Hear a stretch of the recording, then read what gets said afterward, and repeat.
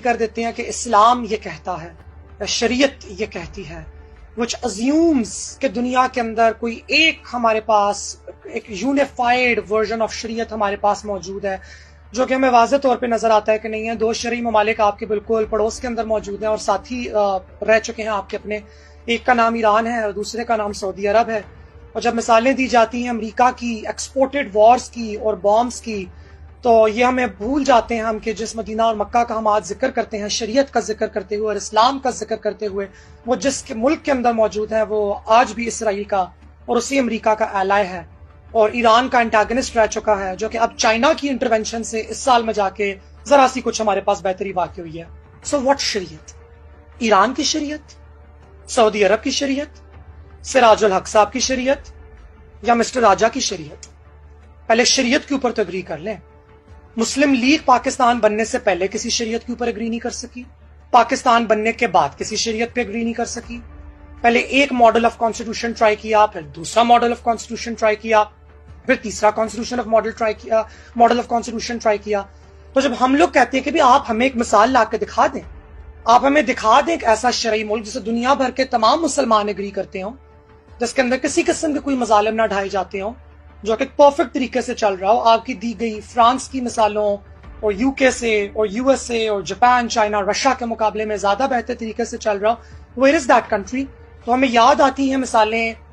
1400 years ago کی، کہ جی اس زمانے میں جو ہم نے پڑھا ہے تو مدینہ اس طریقے سے چلا کرتا ہے۔ وہ زمانے جا چکے ہیں،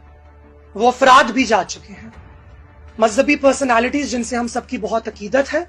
انہوں نے اپنے زمانے کے اندر حکومت کس طریقے سے چلائی، ہم اس سے انسپریشن حاصل کر سکتے ہیں، اس سے انسپریشن حاصل کر کے اس کو اپنی پالیسی اور گورننس کا حصہ بنا سکتے ہیں۔ لیکن when we ask you for practical examples کہ آپ ہمیں نکال کے دکھائیں کہ یہ شریعت اتنے اچھے طریقے سے کہاں چل رہی ہے جہاں پہ وہ مسائل نہ ہوں جو مسائل آپ پوائنٹ آؤٹ کر رہے ہیں سیکولر کنٹریز کی، تو آپ کے پاس آج کے دور جدت کے، دور حاضر کے،